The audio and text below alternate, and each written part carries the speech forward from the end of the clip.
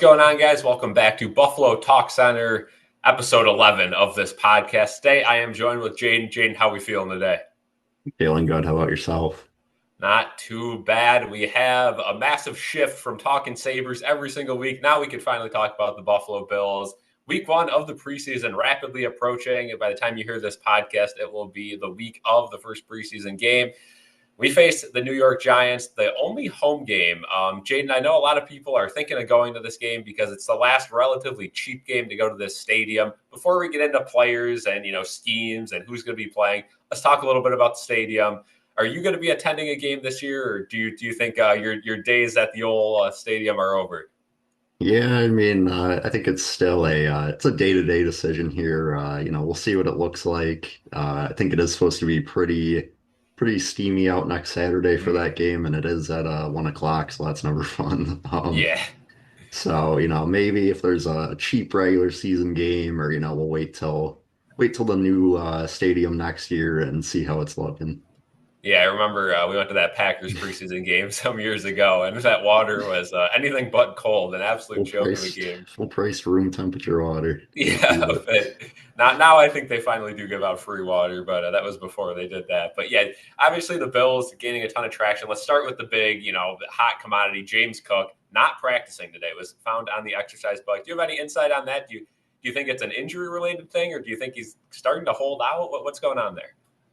Yeah, it's tough to say. I know the Bills have been very banged up lately, so you never know. It could just be an injury, could be, kind of dialing it back a little bit, kind of trying to get something working with his contract. But I wouldn't read into it too much just yet, but definitely something to keep an eye on. Yeah, and I think anyone sitting out of practice is probably a good thing at this point because, like you said, this training camp has just been injury after injury. Another injury we saw, wide receiver Khalil Shakir, week to week with a high ankle sprain. That's the worst ankle sprain you can get. Hopefully he's back for week one of the regular season, but with him out, this wide receiver group is going to have plentiful opportunities to make the roster, and a lot of these guys are, wouldn't really make an average NFL roster. So this wide receiver core is definitely one of the weakest in the league. Taking out Shakir, it's definitely bottom five. Keon Coleman's going to have a big year. Any other big names at receiver that you're looking to kind of light it up in preseason and get us hyped up? Yeah, we definitely don't have the depth per se that we have had in years past, but I've heard some things from camp. Christian Wilkerson, he's been steady. He's been working with the starters a little bit. Stephen Gosnell out of Virginia Tech, undrafted free agent. Not necessarily household names, but guys are going to have opportunities here with all these injuries, and still got a guy like Tyrell Shavers, but he's also injured, so Yeah. it's going to be a tough one. Yeah, Laviska Shenault, also a guy that we could bring up. But yeah, a lot of injuries on this wide receiver group. So I think, like you said, we're going to see like Gosnell and all these guys that, people are going to be watching the game and going, who? And that's not a bad thing, right? Like, I'd rather just send like the third, fourth stringers out there and, avoid injuries in preseason, especially now that we have our quarterback for, the foreseeable future. We have, our starters in most of the positions, especially on the defense. There's not really a ton of battles going on besides those like very, last string guys. So it is good to kind of sit back and not care what happens in preseason. But at the same time, it takes a little bit of the fun away from it. Let's talk about the Giants because they are going to have a little bit different of a preseason. They got some battles going on. Let's start at quarterback. Yeah, of course, you got the rookie Jackson Dart, gonna be fun to watch him play. Not gonna start, gonna be Russell Wilson, but also have Jameis Winston in there, second half come out just slinging it around, might mess around and throw for 200 yards and two interceptions in the second half of the game. So it's always a good time. Yeah, then again, they still have Tommy DeVito too, the raging Italian, looking to stay on that roster, which it's not looking good for him. Again, you draft Jackson Dart, I think he's gonna, make the roster over him. We go to the running back position. We got an old friend there, Malik Neighbors. Potentially having a big second year again. I know I had him on fantasy last year. Save me some there. Abdul Carter, how much do we see of him in the preseason, if at all? Yeah, I think he'll definitely get some reps. Honestly, kind of forgot about him with the quarterback pick there, but can't sleep on Abdul Carter. He could be a great edge rusher in the NFL, and the Giants they still have Kayvon Thibodeau over there. They still have Brian Burns that they traded for, so that could be a nice pass rush for them this year. Yeah, it certainly is. Dexter Lawrence, I believe, as well too. I mean, that's a really good core there on that defensive line. So the Giants, like I said in the preview video that'll be coming out, that defensive line is certainly their strong suit. We flip over to their offensive line, though; it's pretty darn weak, and I can't imagine the backups are any better. So this Bills defensive line in the preseason, the backups, they're going to get some good reps against this Giants team. A big chance to make an impression. Who do you have your eye on the Bills defensive line to really make a strong impression in preseason? Because we've seen year in and year out, these Bills defensive line guys have one big game and then they disappear for 4 games. We need some consistency on this defensive line, especially the way that McDermott likes to rotate guys. Yeah, there's definitely something in the water with this defensive line because every year, we're sitting here before the season, we're like, oh yeah, we got this guy, that guy, it's gonna be they're gonna put it all together, we're gonna get all this pass rush, and then it's like week one, Russo has like 2 sacks, and then you don't see him again until week 10. But in terms of some under the radar guys, I think Javon Solomon's been pretty impressive. I believe he was a 5th round pick last year, so definitely a guy to keep an eye on there. Dwayne Carter, 2nd year, they spent a high draft pick on him. Obviously, you got some guys suspended here in Hoyt and Ogunjobi, so there's going to be more opportunities there. Deion Walker that we just drafted, 300 plus pounder, so definitely going to be fun to watch him try to disrupt the run game, get in there for some pressures. So definitely some guys to keep an eye on. Yeah, that guy's a monster. And I don't like to read up on stuff and overreact to clips from practice, but I don't know if you saw Joey Bosa walking out to that return of the red and blue practice, but I mean, he looked like he could barely walk in a straight line. Either he was about 15 drinks in or his legs just are not working right now. He was hobbling and wobbling his way down the ramp to the dismay of many fans.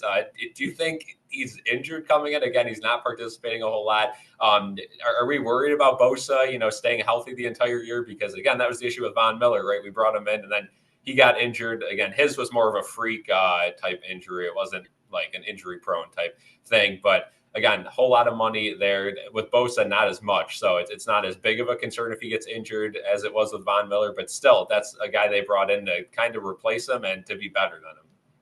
Yeah, I mean, I think you have to worry about it. I mean, just given his injury in the NFL or his injury history in the NFL, but the Bills at least they like to really rotate their guys, so he'll probably only play like 30 to 40% of the snaps on a weekly basis. So if they could just keep him, just on the field this year, like that's your biggest thing until the playoffs. Like if he only gives you, like 6, 7 sacks, like that's fine, but you gotta have him in the playoffs, so whatever it takes.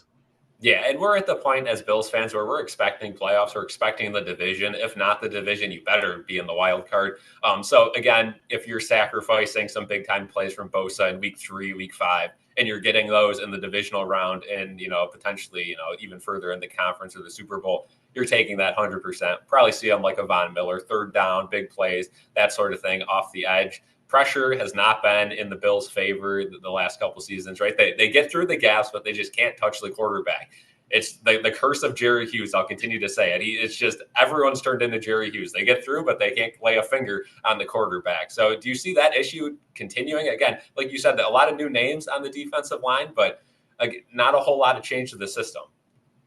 Yeah, I mean, it's definitely the same scheme, but they brought in they kind of shook up the defensive line coaching, so maybe that'll help a little bit. Brought in some new faces there, but I think it's something with the current scheme, current, philosophy of the coaches that they don't finish on their pressures against the quarterback. So I don't think it'll be terribly different, but you just got to hope that you have enough talent that it just kind of overshadows that.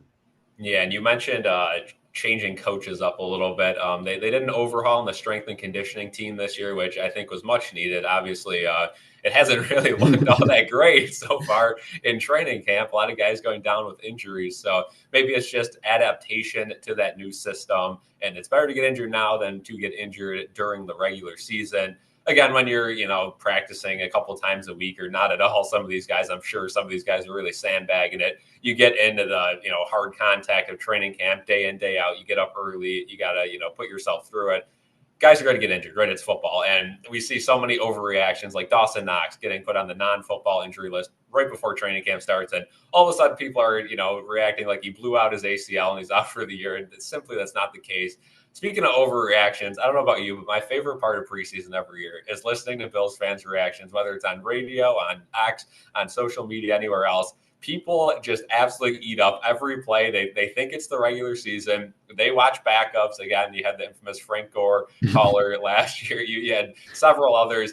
I cannot wait to hear, Keon Coleman's going to drop a pass and people are going to say it's the biggest bust of the century. We're going to see Josh Allen play one series and people are going to say, oh, was he injured? Why'd they pull him? You're going to see the defense let up like 30 points or 40 points. Like last year, again, what was it, week 1 in the preseason? They got shelled or I don't know. It was terrible. I can never forget a couple of years ago against the Steelers. Mm-hmm. Yeah, just terrible. And again, people have to realize too, like you even look at week 1 last year, and I know whatever happens in the Bills-Ravens week 1 game, people are going to set their, standards there and they're not going to change them. But we look at last year, week 1 with the Bills. I mean, for 80% of that game, I thought we were losing that. I don't know about you. Yeah, I mean, it was definitely a little bit of a rough one there, but I was going to mention earlier, I mean, with all these wide receiver injuries every year, during preseason, you got to have that absolute darling of a running back or a receiver that the fans just love. They swear he's going to make the roster, and then they rip your heart out and either put him on the practice squad or just cut him all together. So I think with Yeah. the wide receiver injuries we're seeing right now, it's really setting up for that. Yeah, you had like Brandon Riley, was that his name? A couple Yeah, years ago, you had who was Desmond. I still believe in Desmond Lewis, yeah, Desmond Lewis. You had the CFL guy, the guy that had the Duke catch against the Williams, Titans. Yeah, yeah. Just, I mean, Shaquille Shorts. yeah, just so many guys. You had the guy from Wyoming too that everyone was hyped that Allen would get the reps. It seems every year, the fans pick a favorite and they never really seem to stay on the roster because again, it's a business and you're not going to keep someone based on a star power. This isn't the WWE, right? It's all about what happens in the ring, on the field, not so much what you can do with the crowd. As far as cuts go, again, Hard Knocks is in Rochester, I guess I should say. First episode coming out in a couple days. Are you going to be watching Hard Knocks, and do you have high expectations for it?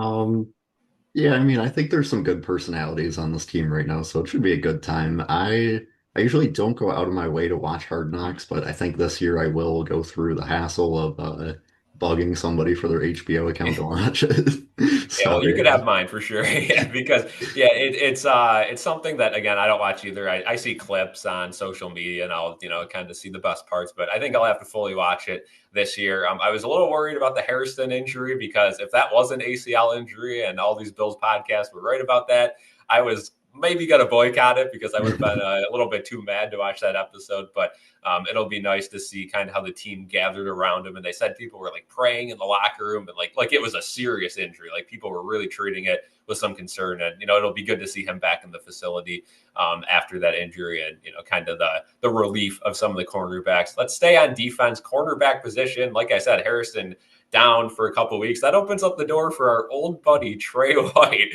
What do you think of Tre White? Because his career has really been a roller coaster. He, was as good as gone from the league. And all of a sudden he's now on the Bills. And they said he looks very solid so far in first team reps.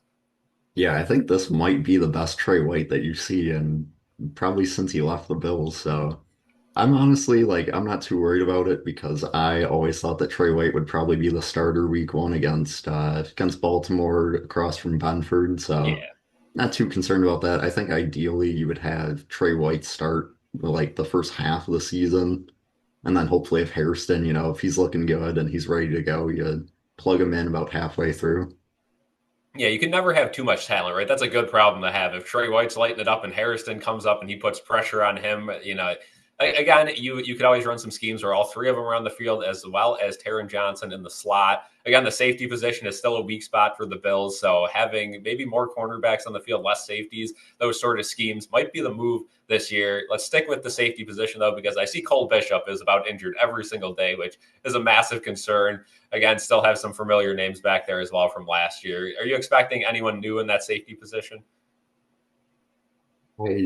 It's tough to say. I mean, right now I see Taylor Rapp also did not practice today, so Mm-hmm. we're really going through it here. But Yeah. They drafted Jordan Hancock out of Ohio State, kind of a nickel cornerback safety hybrid, kind of like a Cam Lewis duplicate who also got injured today, apparently. Yeah. So really hard to say right now, but obviously they like Hancock. If they drafted him to play the same position as somebody already on the roster and signed Derek Forrest and free agency, maybe he sneaks on the roster, maybe not. Had a good season a few years ago, but he's been injured and then cut, so you never really know what you're going to get with him. Yeah, they love them some Cam Lewis though, so I would not be surprised if Cam Lewis is on the field week one, not only on the roster but on the field for some plays because he always seems to sneak back on the field. And good for him again. Good story there with Cam Lewis. Back to the running back position for the Bills. Of course, we already talked about James Cook. Who knows what happens there? Ray Davis, I'm hearing that he's not even going to be playing running back. He's going to be switching to kicker this year. If you guys have Really? seen that clip, Jaden put the clip up during the podcast. We'll wait about 5 seconds. A beautiful kick there. But actually, yeah, of course, he is going to be your next man up if James Cook, if this situation falls apart. Then, of course, Ty Johnson. Do you see anyone else kind of sneaking on? Of course, Frank Gore Jr., Franklin Gore, the guy who was voted most to not be a roommate with. Seems like quite the character. Yeah, I mean, we definitely love Frank Gore Jr. around these parts. Oh, yeah. But outside of him, I think it's basically just Darrington Evans, and that might be about it for that room. So, I mean, you'll definitely have Davis, Johnson, and Cook, assuming that he plays. And I mean, if they ever want to keep four running backs, I wouldn't hate Frank Gore Jr. on the roster. Yeah, I love me some Frank Gore. And of course, Darrington Evans, a guy who's seen the field for the Bills, knows the system, probably just a camp body, like you said, just hanging around. But hopefully, if it's not with the Bills, he finds room on a different roster, which he's done in the past, and I'm sure he'll do again. Again, a guy who can kind of, fill the gap for a couple of weeks if somebody gets injured on another team and potentially stick around. What are your expectations for this game against the Giants? Because personally, I have zero expectations. I don't think the starters are going to play much with how many injuries we've had. I'd expect the tight ends to get some good reps because we really don't know what's going on there. But other than that, I'm just hoping for no injuries. I don't care if we lose 50-0. It never matters about the score. I don't even care about the success of the players. We need no injuries because it doesn't really matter. Yeah, I think that's priority number one right there. No injuries, obviously, but I mean, I think last year the starters did play preseason week one, and it is the Bills' sole home preseason game. So, Yep. especially after how they gypped the fans at that practice with no Allen, Yeah. they People might pretty have to salty about that, huh? they might have to give in on that one and give them a little bit of a show. uh, I think I could see Allen playing like a drive with the starters, and then, maybe you see Keon Coleman for a few drives, kind of get his feet under him, try to build some consistency there. But overall, I think, they're going to be trying to get out of there with no injuries. Yeah, Keon Coleman, a guy who has had a lot of really good moments at training camp, but a couple of comically bad moments as well. I've seen a lot of people talking about some wide open drops that he has had, but also some really good days where he seems to be the guy in that wide receiver core. Again, he will forever be talked about because the Bills, obviously, that trade and all of that. And you never want to trade with the Chiefs and, um, come on the losing side of that. And of course, Mahomes and all that, how that worked out, which again, the Bills weren't going to draft Patrick Mahomes. It's not like that. And no one expected that to happen. But Mahomes has turned into a very successful football player, to put it in the least, and has burned the Bills for making that trade. Any other things you want to talk about the Bills before we switch over to the Sabres and some other sports? Oof. Um, I mean, what do we think about tight end? Do we think Zach Davidson is making it? Do we think Hawes is sticking as the third? Do we think, somebody else is sneaking in there? I think it really depends on their plan for Dawson Knox because, of course, Hawes is more of a blocking guy, right? He's not going to touch the ball in routes and all that sort of stuff. He's a Quentin Morris with less ability to catch the ball, right? He's just this big, beefy tight end who's got to up the run game and pass protect a little bit. Then you go over to Zach Davidson, and he could be categorized as a wide receiver, right? He's got hands. He can, almost, I'd even say he would be a better receiver than Kincaid if you put him, at wide receiver. Obviously, Kincaid, much better player. But if you, put them both in a wide receiver camp, I think Davidson might be better. it all depends what they do with Dawson Knox. Do they push Dawson Knox to be kind of like Kincaid and, yep, you're going to be a big receiver for us this year. You're going to be a red zone guy. Or do they kind of, pull back on Knox and say, hey, we got our guy in Kincaid. Like, we still respect you and all that, but you're a little bit bigger than Kincaid. You're a little bit more of a veteran. You're a little bit better blocker. We're really going to play into those strengths and, keep Davidson around to be that other wideout guy. So I personally, I don't know. Again, it's tough to draft a guy and cut him right away. I think Davidson, you could get away with putting on the practice squad. So that might be what they do. But at the same time, if they're going to use Dawson Knox how they have in the past, I don't know. It would be nice to have kind of the flip side on the roster. Yeah, I think that's pretty well said. The Bills have no comment on James Cook not participating today. Oh boy, that's not good.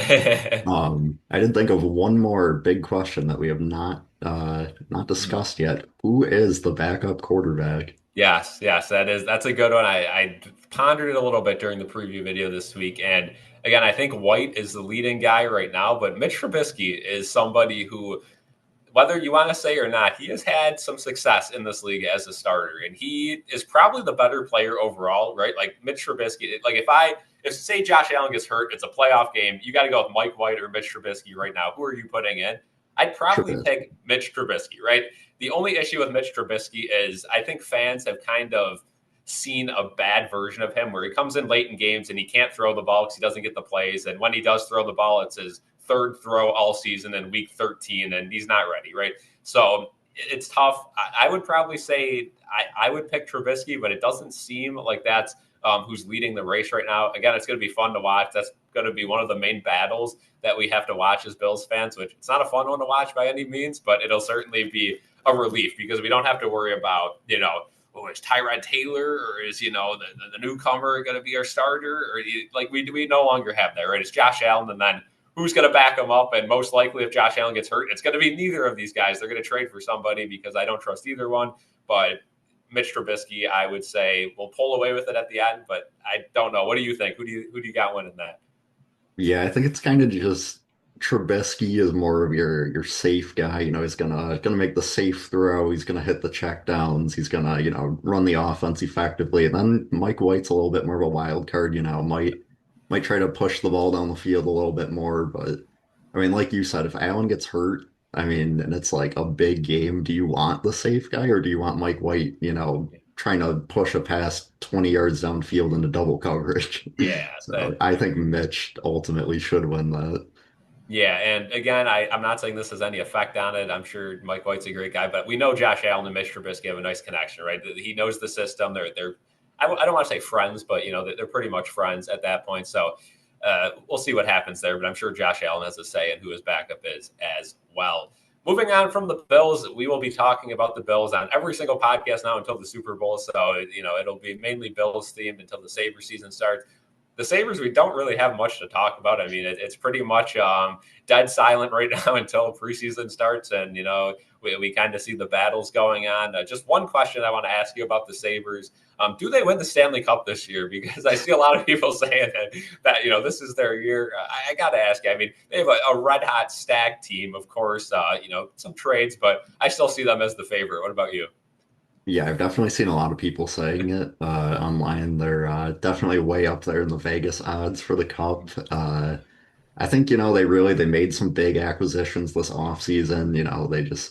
They got Justin Danforth. They got Jacob Bryson extended. I think there's no reason that they shouldn't win the Stanley Cup this year.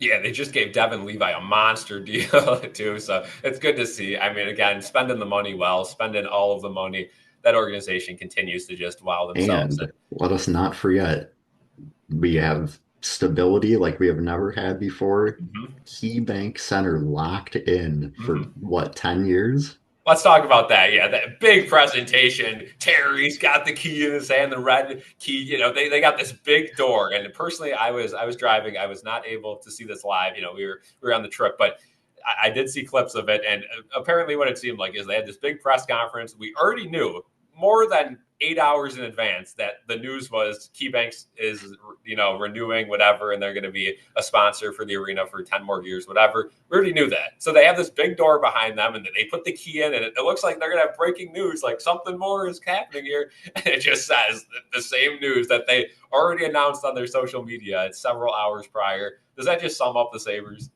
Yeah, pretty much. I mean, they might as well have opened up those doors like some people edited into it and had like some palm trees behind it or something. Yeah. At this point, yeah. And I saw it during the Hall of Fame game when I turned it on at the end. They showed something. It was like new KeyBank Center coming to Canton, Ohio. And it was like a nice I little did see setup that. outside where they're gonna have like pregame festivities. So I was like, oh man, the KBC really expanded. KeyBank seems to be thriving though. I mean, they're sponsoring a lot more stuff. I'm seeing them as secondary sponsors for a lot of arenas. I just saw, I think it was driving through Cleveland. They had a new building there too on the way back from Chicago this week. So yeah, KeyBank, keep doing your thing. And hopefully those away helmets can get some wins this year. Other than that, we can talk a little bit about baseball. Of course, the trade deadline just happened. Name me some of your favorite moves at the trade deadline. Anything that comes to mind? I mean, I think you got to start with the Padres. Maybe not my Yep. favorite, but I mean, you got to respect just how Yeah. insane that franchise, how insane their front office is there. Getting Mason Miller from the A's after they refused to trade him for the last like 3, 4 years. Gave up their whole farm system and brought in like Yeah. 8 new players. What was that? 15 prospects they traded or something like that? Yeah. Obviously, biased as a Mets fan. Some good trades there. Ryan Helsley, it's a big pickup. Tyler Rogers. Yeah. The better Rogers, not the Yeah. not the one that got traded to the Pirates and then traded again. Yeah, double trade. Yeah, this Rogers throws the ball about a millimeter from the ground. One of the funkiest throwing motions I've seen. Yeah, it's a nice pickup. Cedric Mullins, great pickup there. Yeah. He's really been hitting the ball great so far. Oh yeah, yeah. And besides that, the Yankees restocking their bullpen, that's already working out great for them. Oh yeah, big games against the Marlins. I mean, you love to see this Yankees franchise just continue to get better each and every day, and they're slowly falling out of a playoff position. Like you mentioned, local teams, Pirates not doing too good. How about the Blue Jays? All of a sudden, I mean, the last time we talked baseball, it looked like they were kind of slipping themselves out of a spot. All of a sudden, one of the hottest teams in baseball, and the Bisons getting Kirk, I think, on a rehab stint coming up this week. Some other names coming as Bieber. well. Yeah. Good to see. Good to see. Bieber as well getting traded to the Blue Jays and making a start. He was supposed to pitch against the Blue Jays or against the Bisons, I should say, and then he ended up pitching with the Bisons because of the trade. Something else I want to say that happened in a Bisons game, I think last week, but I didn't mention it in the podcast. I believe it was against Christian Bethancourt or something, or Bethancourt had to hit a home run. The guy just blew right through the outfield wall. I don't know if you saw that clip, but as AAA as it gets. Yeah, I think I did see that. Yeah, it's definitely something. Yeah, nice drone show they had at Salem Field last night as well. So that was good to see again. Salem Field, one of the best AAA parks in baseball. If you haven't been there, be sure to check it out. Last thing I think we got to talk about on this podcast is SummerSlam. We got a big match tonight. John Cena taking on Cody Rhodes. Apparently Cena turned face, but there's speculation that it might be a double turn and he's going back to heel. Could get The Rock tonight. Very well could get the return of our buddy Travis Scott. Probably not. I mean, But again, we'll have our official predictions later tonight. I don't want to spoil too much, but I'll just ask you this: do you think night two tops night one? I thought night one was honestly pretty good. Dare I Mhm. say maybe better than WrestleMania night one. I would say so. Yeah, I would agree. Felt like they were really trying to redeem themselves from WrestleMania. I think night two kind of has to top it though because you got the TLC match with like there's gonna be like 15 people in that match. It's gonna be absurd. You got a no DQ match, you got a steel cage match, and then obviously like you were just saying, Cena and Cody in the street fight. I think it's gonna be like, just end to end, just an entertaining show tonight. Yeah, I'm very excited about that.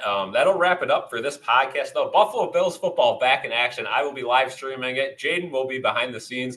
Jaden will also be on screen during halftime. I haven't told him this. He's going to be on screen during halftime doing some live poker. So be sure to check that out. It won't be live for every Bills game, though. Be sure to check it out on our channel. Preview video also coming out tomorrow or the day after, depending on when this podcast gets posted. Again, no Don this week. He'll be back next week, most likely.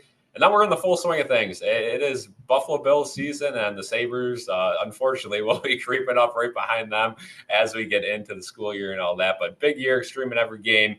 Thank you guys for watching this podcast. If you're still here, be sure to comment what you want to see in this Bills game this week. Who do you want to see have a big play? That's it. Thank you guys for joining. I was Cal. This is Jaden, and have a good one. Peace out.